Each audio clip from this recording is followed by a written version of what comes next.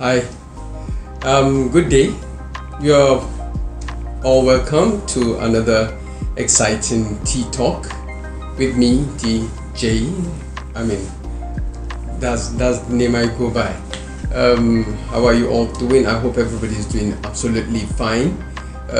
We're here to do another Tea Talk, and this time around, I am actually curious and interested in discussing the issue of young men afraid of getting married young, not because they don't find it capable of handling their wives or woman, but basically afraid of what it takes to essentially get married.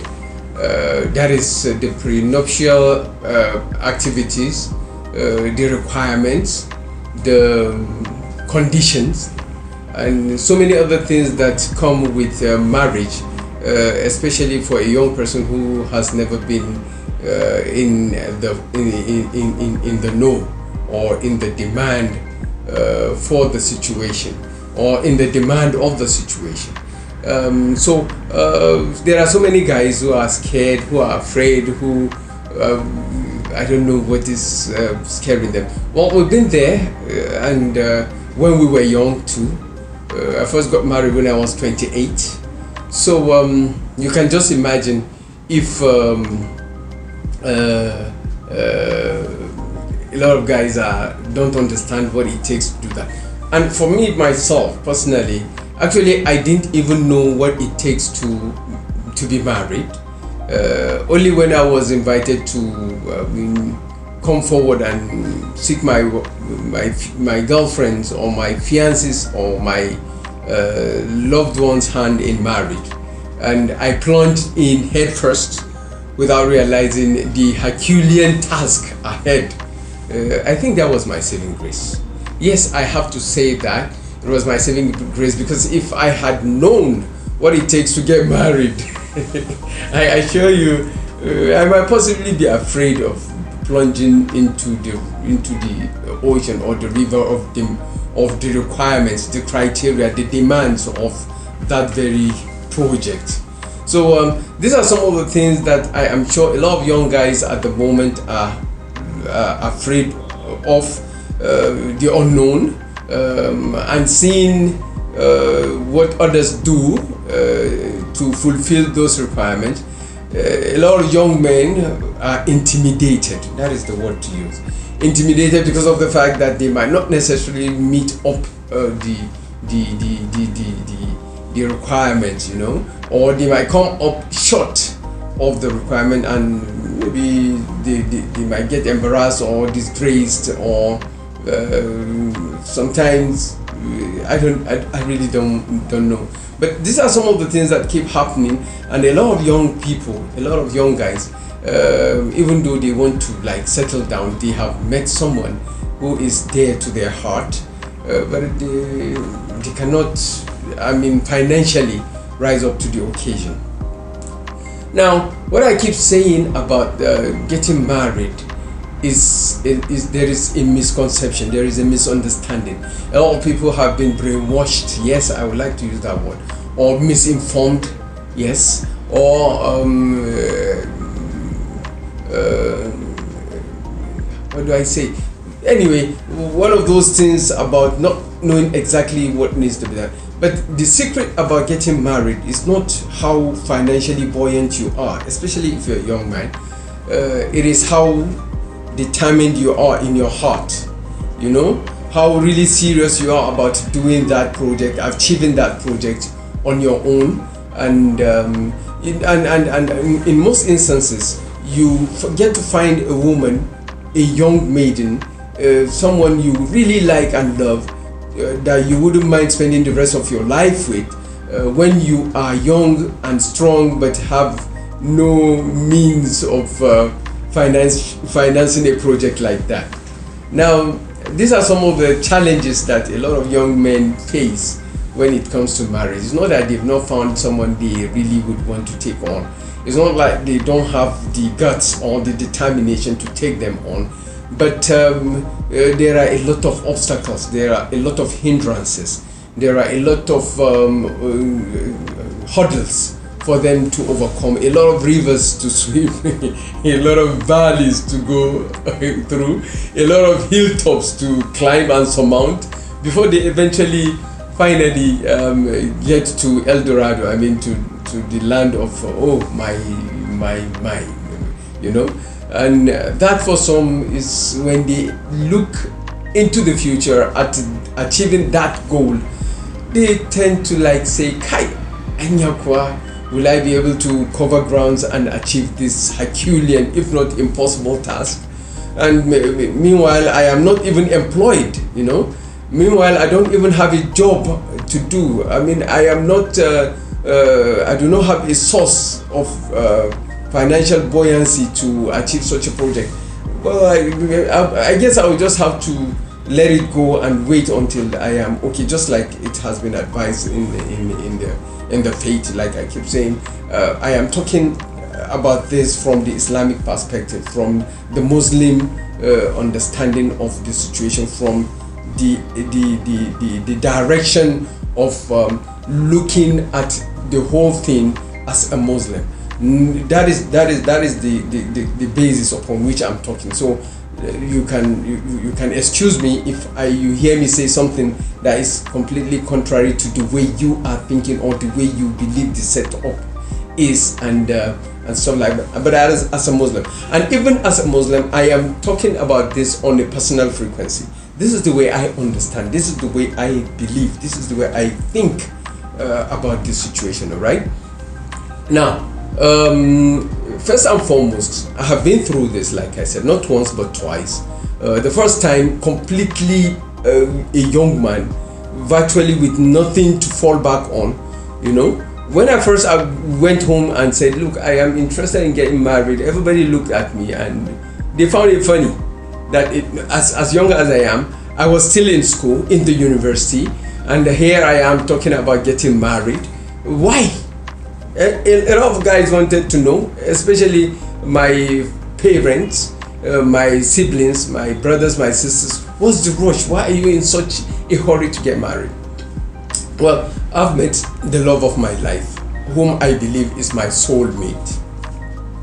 The chemistry works so fantastically well that I had this notion, I had this belief then, and even now, that if I should miss her, I doubt if I will ever find another woman like her.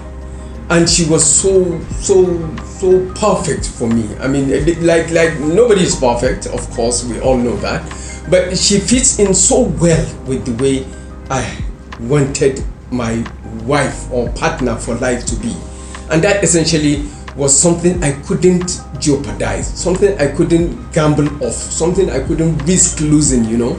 So even though I was in school and I was in my level 2, that is part 2, level 300 now, that's what they call it, I knew that there is simply no way I can afford to let go of that love. If I should, well, at the end of the day, I might end up just managing another love to call my wife also. But that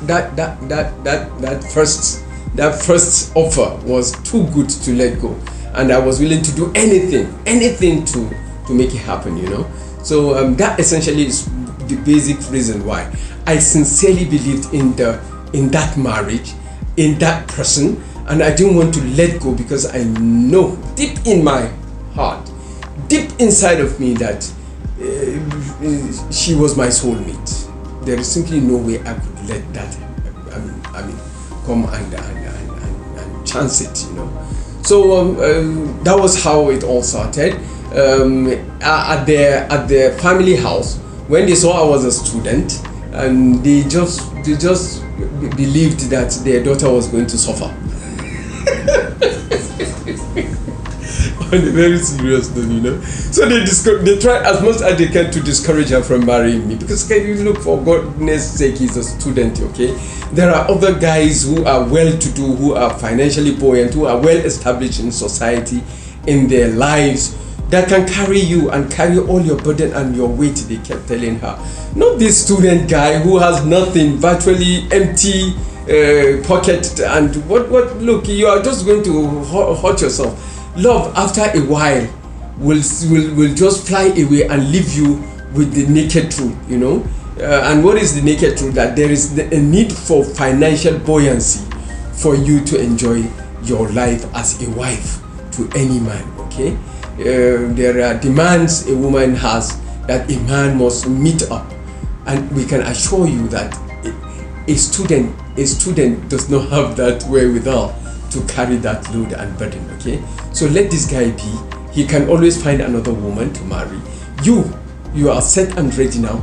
Just get somebody who is capable of handling the requirements a woman has, and then let that person be your husband, and you make a good wife for the person. But she said no.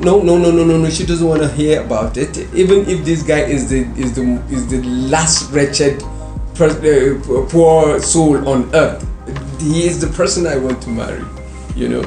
And that was fantastic. The commitment was there, the love was there, the excitement was there, the discovery was there.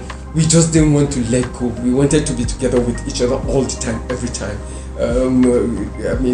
Morning till night, we can be together without eating, without drinking, just talking to each other, just enjoying each other's company. That's the way love is. I want to believe that is what others too believe real love is. The only thing that separates us is prayer. When it's time for prayer at 1 p.m. we separate, we go, we pray, we come back, and when we talk until 3:30 to 4, we separate, we go, we pray, we come back, and then we now talk until 6 p.m. to 7 p.m. We now again separate, go, pray, and then possibly eat dinner, lightly, and by 8 we hook up again, and we talk till 10, and then we now separate, and we repeat the same thing the next day. Can you believe that? Only when it is work time, when it is during working hours, and I had to go and work, because I was schooling and working all at once. I was not like someone from a rich background or someone with rich parents who can afford to sponsor my education as well as my other indulgence. I couldn't afford that, so I had to work while I was schooling, and well, that is essentially. So when I go to work, we talk, or we write notes and letters, because that time there was no GSM. Yes. I love this. I would write some, she was constantly on my mind. I would write love letters, notes, like that. I would observe things that are happening in my surrounding, so that when we meet up, we talk, and I tell her everything that has happened to me through the day, and I will pass on the notes or the love letter that I've written for her, and she collects them gladly. She now tells me her own side of the story of life for that day, and at the end of the day, we now finally separate. When we go back home, personally for me, when I go back home and I lie down, I think and imagine and with hope and prayer that she will be my wife for life, and I don't know, I believe she does the same too, and it is with that sleep will eventually come and snatch me away. So in my dreams, of course, you should know, I will always now